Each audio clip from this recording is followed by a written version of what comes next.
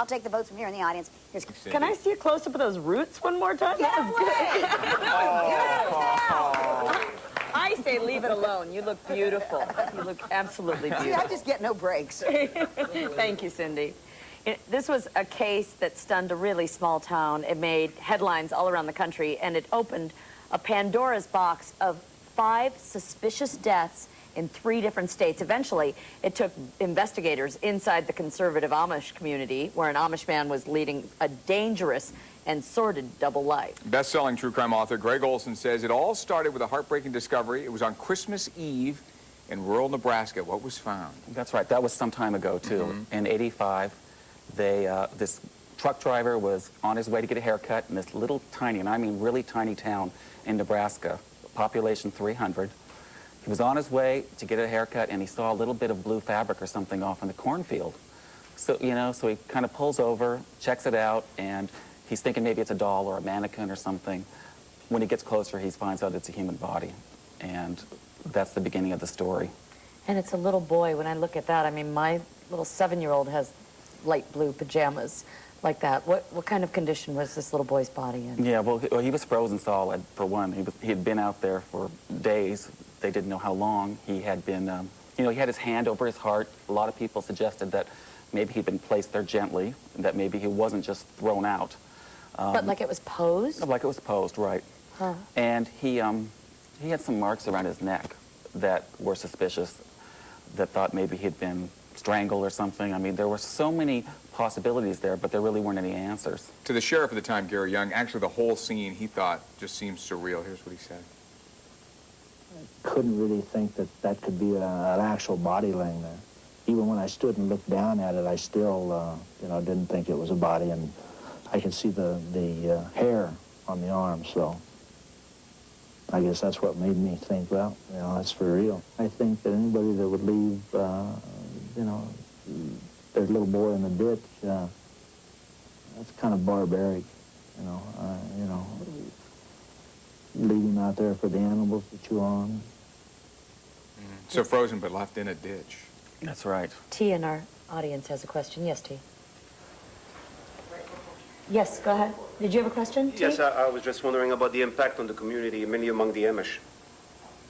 Well, the impact immediately among the people in Chester was, that's the town, Chester, Nebraska, was phenomenal. I mean, these people, gathered together and they decided they would take care of this child. They didn't know who he was. They took it on as their own child, even though nobody knew who it was? Right. I mean, everybody in this communody got involved. Did they buy him a gravestone? They bought a gravestone. One lady donated her son's suit to bury the child in.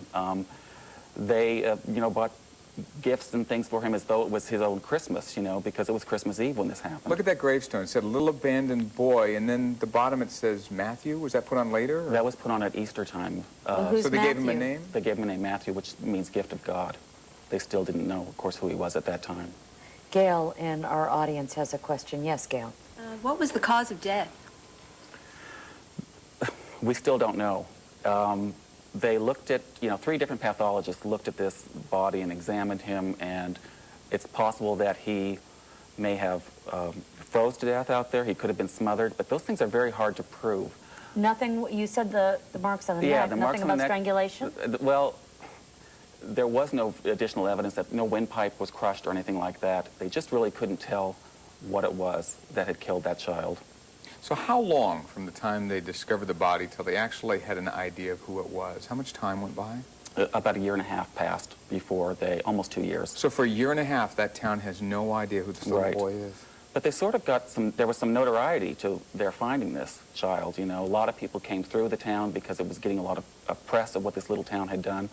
So the story, even though it had been 1.5 years or almost 2 years, had stayed alive. And the national news covered this story as well. Oh yeah, Dan Rather was out there. Everybody was covering this story. Magazines were writing pieces about it. Here we have this horrible event, this little dead child, and possibly the worst thing that we can imagine is a dead child, right? Right. And then we have this town that says, you know what, we love this boy. We don't know who he is, and we're going to take him in. There was a town that was in so much pain because of this, and little boy blue because of the blue pajamas. And when we come back, there's this mystery that starts to unfold because a letter arrives. That's right. And this leads to a trail of some other suspicious crimes right after this.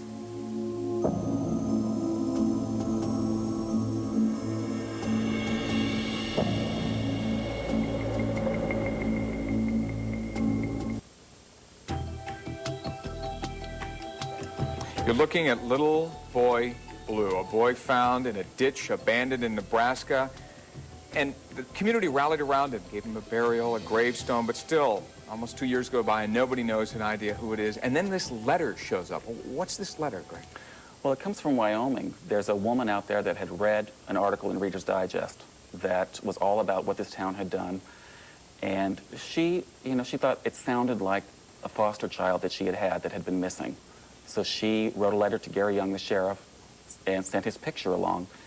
And when Gary got that picture, Was it a ringer for the little boy? Absolutely. Down to the space between his teeth. Wow. What else did it say about this little boy? Well, it said that they had cared for him and that his father, Eli Stutzman, the boy's name was Danny, and they had wanted to know, really what happened to Danny because they weren't getting any answers either. So the foster family was wondering what happened to Danny. Right. And so they went to the dad? Did they ask the dad? Well, the dad made nothing but stories about, where his child had been for that basically really 2 years. His child had been missing. So when was the last time they saw Danny? They saw him on Christmas morning. I mean, actually December 13th, which is what that photograph you just put up. That was taken the morning Danny died. And he did have a virus at that time, but a slight respiratory virus. He was not sick enough to die. You look at that picture, you know that that's not a kid that's going to die in 10 hours. He looks so happy to be with his father, too, doesn't he? Yeah, he loved his father, and he waited for his dad, to come pick him up from those foster people to take him home to Ohio for Christmas. So, for the sheriff, this one stood out just because of the way it was just a match. It looked like that boy, and all the circumstances matched as well. Oh, had he been getting a lot of clues, the sheriff? Hundreds. I mean, what happened was, once this mystery child, was publicized, there were, hundreds of people who queried, the sheriff's department there, asking if it was their kid, and it just kind of shocked these people that there were so many missing kids out there that, no one knows where they are or what they're doing. But this one really was a match. You mentioned it was the Reader's Digest that prompted them to write, but why not come forward earlier than that? I mean, Yeah, this is 2 years goes by. 2 years, yeah. I think, well, he had, Eli Stutzman, the father, had a relationship with the husband of this foster family. So basically it was somewhat of a swinging couple. Kind of a swinging couple, and I'm sure they didn't want to expose their lifestyle, at that particular time. But when Reader's Digest did it, when the heat was really on that story, they probably knew they had to say something because they would be, police would be knocking. Is anybody else a little confused? Okay, you're confused, right? I am too. So it's a foster family. The foster family has Danny, the little boy. That's right. Why do they have Danny? Because the dad gave them to them. The dad gave them to them. Yes. But the dad gave them his own son to raise, but the dad is still in the son's life, and the dad has a sexual relationship with the foster family? Right. Is that what you just said? Yes. Okay. The dad had... Not that that makes it any sense now, but now I get it. Maybe you can help us with the dad. Who's this guy? Who's this Eli Stutzman guy? Eli Stutzman is a former Amish man of all Okay, now things. it's getting even a little odder, isn't it? He had, he was in his mid-30s. He was kind of a swinging kind of guy, in that he, really promoted himself among gay men as a kind of a studly type guy. And he was just traversing the country, picking up different guys, and bringing his son along. So what's he saying to the Amish family, his relatives, others, about the son who disappears for so many years? Like a dozen lies. I mean, he said that, that Danny was off on a skiing trip, or Danny was taking classes at another school, or Danny didn't want to come home. He got so busy in telling all these different lies, he even got to the point of fabricating a letter that he kind of made the handwriting look as though a child had written it, pretending Danny was alive. He got another kid or a woman or somebody on the telephone to talk to some relatives, pretending that person was Danny as well. So he tried to keep the charade going as long as he could. I've got this strange picture in my mind of him going across the country with this little boy. Is he Amish himself? He's not doing this in a horse and buggy, right? I mean, no. No, seriously, yes, I don't know. He is former Amish. He's former Amish, so then he has Amish faith. Okay. What did he tell the immediate family, like the grandparents? Did he actually eventually... His story to the grandparents, when it got so hot, when the media kept pushing on this story, Eli Stutzman... After the letter comes out and they've got a name. Right. Eli Stutzman told the family that Danny had died in a car wreck in Wyoming on the way to the airport to come and see them. Okay, so you got these series of lies. We finally have a name for this little boy Blue. Do the police question Eli? Yeah, they do. They question him. They pick him up, and they talk to him about it, and he comes up with this story on what he says happened to Danny. What was that? That they were driving along late at night. He noticed Danny was quiet. He reached back, you know, in the back seat to kind of stir him, and Danny didn't respond. So he says he pulled over, and at that point he discovered that his son had died. And what does he do with the body? Well, you know, that's a good question, because he says, in some accounts he said, you know, I'm not sure if Danny was dead. You know, I stayed with the body and I prayed with it for a long time. Ultimately, you know, I placed it in the snow and buried him, you know, where God could see him, is what he said. He takes his little boy's body in the pajamas and leaves it in the cornfield. Right. And so is the death, that story, somewhat believable because he was sick? You mentioned the boy had a virus. Well, yeah, but that's, you know, they did examine the boy's lungs. He was congested, but he was not at the point where he was going to die. I mean, it's just ridiculous. And the police chief at the time remembers asking Eli about Danny's death. This is what the chief says.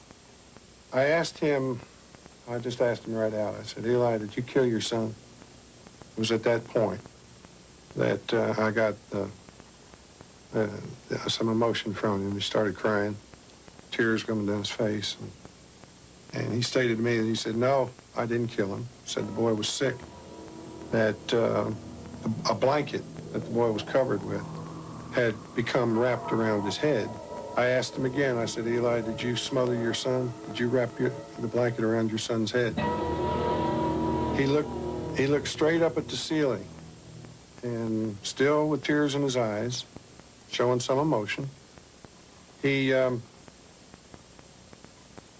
said, that is a very good question. Good question for the jury, too. They get to decide it. We'll find out what they think in just a moment, and more murders to look at.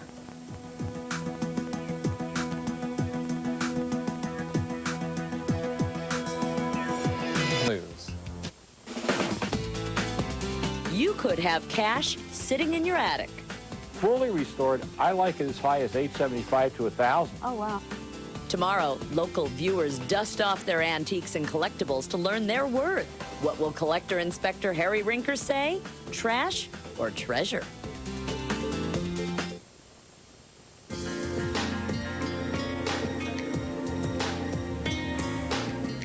Eli Stutzman was arrested. He told police that his little boy, who was wearing blue pajamas, died in the backseat of the car, and that he then placed him in a field where people later found his frozen body. But Eli also left a string of suspicious deaths behind him, other than his sons, 2 former lovers, a former roommate, in addition to his 9-year-old. And Gregg Olsen is telling us about this. He's written a book called Abandoned Prayers. When we're talking about Danny's death, Eli was convicted, but not of murder. What was he convicted of? Right, he actually pled guilty. He pled guilty to a couple of misdemeanors, which failure to report a death and concealing a human body. Those were... So Rose has a question about that. Go ahead, Rose. I just want to know what would be his punishment on this. 18 months was his sentence, which he served in Nebraska. So a year and a half for doing that to his child. The sheriff talked about his regrets in not being able to do more. I would have, you know, been a lot happier had we been able to come up with, you know, an exact cause of death. If it was natural causes and the doc said, that's it, I could have said, fine. But maybe we let him down, too. The emotion in the sheriff. Yeah, I mean, it still gets me after all these years when I think about how involved those people were in that community and how much it meant to them to bring justice to this little boy. They wanted it so badly. 2 misdemeanors is injustice Not in their really. minds. Susan has another question. Yes, Susan. Yes, I would like to know about Danny's natural mother. Where is she? She was dead at the time. She had died. She had died. Well, how did she die? She died under very mysterious circumstances as well. Well, what were they? She died in a barn fire. At the time, they were Amish. She was 7 months pregnant. Danny was, I think he was about 10 months old at that time. And the barn burnt down, and there were a lot of stories about what had happened. I don't know how deep you want me to get into that. Well, what did Eli say happened? Eli said she had a weak heart and that she had gone into the barn to save these milk cans. Now, here's the 7-month pregnant Amish woman going to this burning barn to yank out these crummy cans.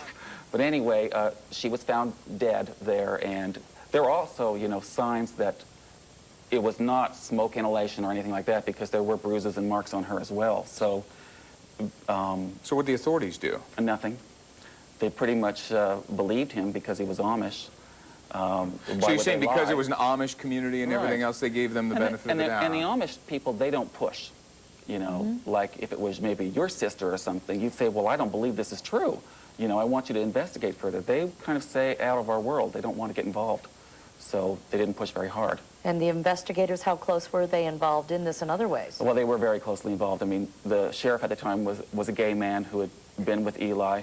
The deputy there was another gay guy that Eli had partied with. So Eli is married, Amish, child, wife dies in a fire, yet he's having relationships. Secretive relationships with the foster family and the people investigating the deaths. Right. And everybody else that he could get involved with. I mean, he was a pretty active guy, as I've said before. He was a tramp. Yeah, he went around, and we believe Ida knew about it. She made several comments. Ida is the wife? Is the wife, yeah. Ida Stutzman. We think that she knew about it because she told, you know, her family, I just can't seem to get Eli to love me. He's away a lot, and I'm wondering what's going on. The county coroner even had some suspicions about this whole thing, especially when it came to Eli's word about his wife. Here's what he said.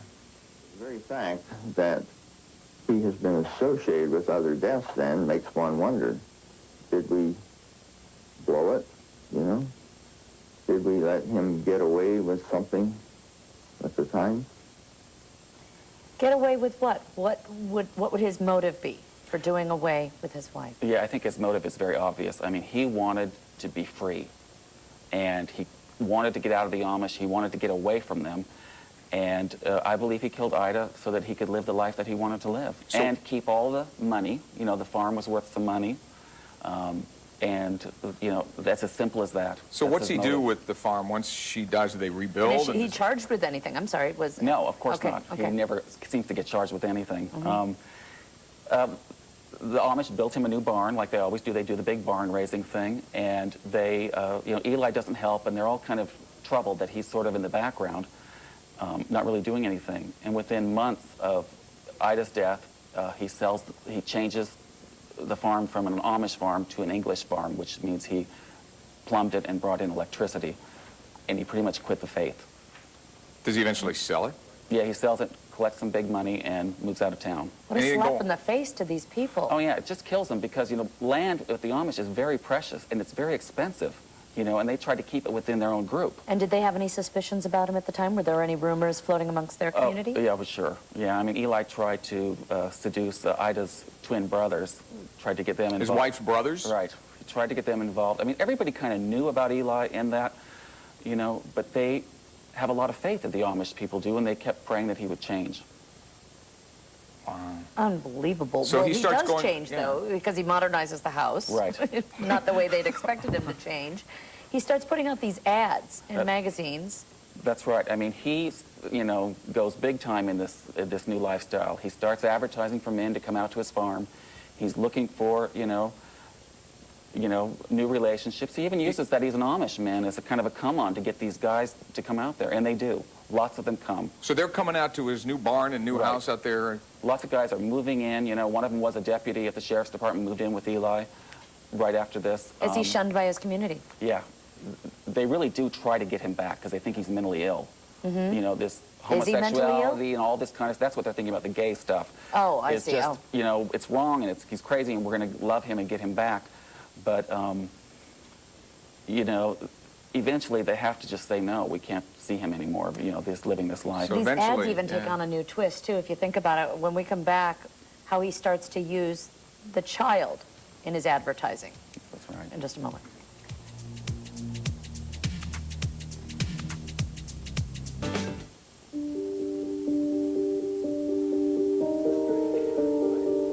Eli Stutzman pleads guilty in the death of his young boy who was found on a ditch in a road, frozen to death, saying the boy died of natural causes, just left him there. He was charged with a misdemeanor. He is suspected in his wife's death in the Amish community. Finally, he just decides to hit the road. Well, actually, he's suspected in another death, a death in Texas. And is this while he's on the road? This is while he's on the road. This is why he's on the road and on the run, in that his roommate, a young man named Glenn Pritchett, had been found dead in a ditch in rural Texas. And that was really what sent Eli to drop this child off with the foster parents and to run around that he did all those months. Just out of curiosity, what happened to Glenn? Where was he found? Where was he found? Yeah, he was, Glenn was shot in the head with a rifle. Eli, was questioned by the police when they had traced the body back to, as being his roommate. And it was that night that Eli Stutzman left town. He took Danny with him and left town. But before he left, he told his friends and roommates that, he knew what happened. He was Danny and I were asleep, and we heard this gunshot. And we went downstairs, and there was some blood down there. And then he told another guy that it was my gun that was used to kill Glenn. And then he told one more person that I had to kill Glenn. Why? I think it was actually a drug deal kind of thing going on at that time. Eli was dealing drugs at that point. Of course That's a good Amish man. Well, and I'm just thinking this little boy is with Danny him. You think Danny saw something he shouldn't have seen? Yeah, the police believe he did see that he knew that his dad had killed Glenn. And Danny was fond of Glenn. Glenn was a nice guy, Danny was old enough now to maybe make some of his own opinions and maybe come forth and say, I'm not going to do this stuff anymore, Dad, or I'm not going to lie for you. Did any of these guys that this Eli Stutzman kept going to have suspicions? They all had suspicions that the boy was abused, really without exception. Most of them, were even very worried about Danny. Abused in what way? Sexually and physically. Some people told me about how they'd gone to a party. I mean, I'm talking about like an orgy type party. Because there are some ads where he's using his boy as a lure. He does. He absolutely does. Look at this. He says, where is it? Okay, 28 years old, have a 3-year-old son? Why would he even mention this? Well, you know what? A lot of these guys, these young gay men out in these rural communities, they wanted a family, and I think that a little boy was a draw, not for sexual purposes. So this was a draw to show that he wanted a family, that he has a family ready-made. He was looking for that long-term relationship. So he's staying in all these places. He is suspected, and even says his gun may have been used in the Pritchard murder. Do the police investigate this one? No. No? They sort of give up on it, because, again, no one's pushing for Glenn. No one's saying, this is my brother, my son, or whatever. A lot of murders slip through the cracks, a lot more than you know of. And it wasn't until the little boy blue thing came up and came across the wire that Texas finally did something with this other murder. So he takes off. He's got Danny. And then explain the timeline of what starts to happen. I mean, there's Danny's... Right. I'm a little lost in It's springtime when Glenn is killed. He takes Danny and immediately takes him up to Wyoming, where the foster family is. And this is the family that sends the letter. Eventually. Right. Leaves him and then says, I know what's, he tells the foster family even about the murder in Texas. There's some trouble in Texas and I have to straighten it out. So he leaves Danny there, and then over the next 6 months, he kind of just goes around the country meeting different men, and, Lord knows what else he's doing. But between the time he leaves Texas over Glenn's murder and drops Danny off, there are 2 other murders in Colorado. 2 gay men, murders that have never been solved. Evidence looks really good to me that you could make a circumstantial case, at least. There's even physical evidence in one of those murders that has not been pursued. So, what do you mean? What? There's a palm print, and it's a decent palm print, but for some reason the authorities in Durango won't push to even see if they can get a match. So, you've got a lot of dead folks here. Yeah, you've got 5. You've got a boy that eventually he doesn't get convicted of murder. There is one case, though, that does come to trial, and that's the Pritchard case. We'll find out what happens with that in just a moment.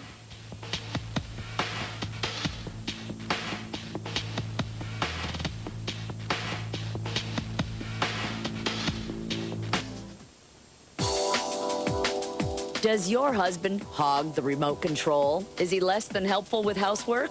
Give us a call right now at 206-404-LIVE or email us at nwa@comotv4.com and share your husband's bad habits. During the Pritchett trial, we are finding out that Eli was convicted of murdering his former roommate. That's right. He was convicted and sentenced to 40 years for that murder. And Tom has a question about that. Tom. Yes. That was my question. Where is he now? Well, you know, he served his time and he's out. He served 11 years since, and Look at Rose's face. I know, Rose, why are you making that face? I'll tell you what, when I wrote this book, I never thought I'd live to see the day that he would get out because he was such a bad guy, you know, and he deserved to stay. And in fact, the Texas Board of Parole, those folks told me that they wish they could keep him in because they felt he would reoffend, that he'll kill someone again. Because nothing ever happened with the wife, the two other men, the child, really. It was just for, you know, leaving the scene. Right. And he's out. Rose, what else did you want to know about this, Rose? Oh, it just threw me for a loop when he said, this guy's out again. Right. You know. He's living in Fort Worth, probably. I was wondering, in this little town, why isn't the law doing more? Doing something? What is wrong with the officers and things there? Yeah, why not reopen the cases, too? I think at one, you know, Eli's HIV positive, and I do believe at one time they thought he was going to die in prison. I mean, he was very sick, but the prison folks put him on some experimental drugs, and he's doing just fine now. So, great. I think part of it is that in the Durango case, these were a couple of gay men, and I don't think that the police cared enough about them to pursue those cases because of that. What is it that touches you about this case? I always go back to Danny, and I think of, like, even Sheriff Young kind of crying there at the end. Mm-hmm. I always wish we could have done more for him, too. It just breaks my heart that that little kid went through so much, and he did so much good for a community, and yet we can't do anything for him. 18 months doesn't seem a lot. Mm-mm. Thanks for sharing this story. Thank you. Thank you, Greg.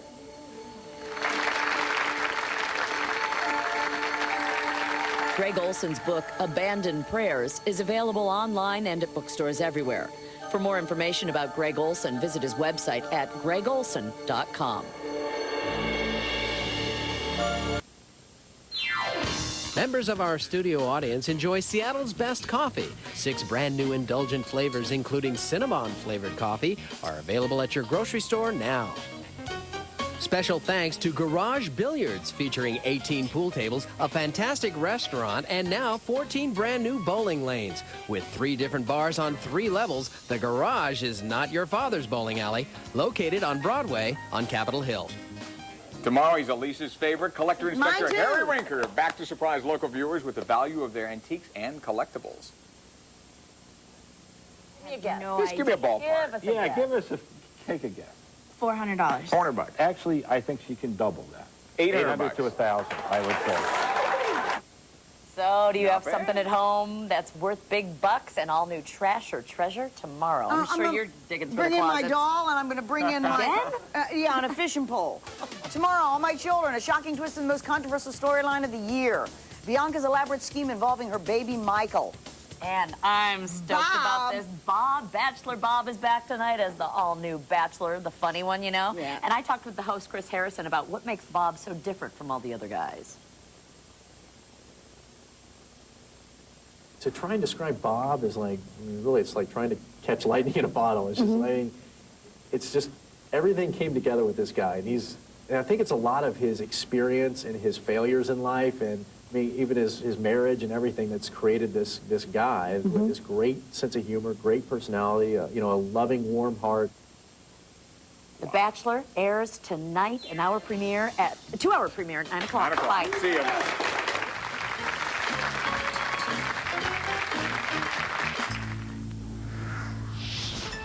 Fisher Communications. You saw it only on Como 4 News. We are uncovering details about a tampering warning from the government. An FDA warning. Look for any puncture marks on any goods that we may have purchased at the store. Only Como 4 News breaks the news. Investigators tell us they did find a suspicious item on a shelf. And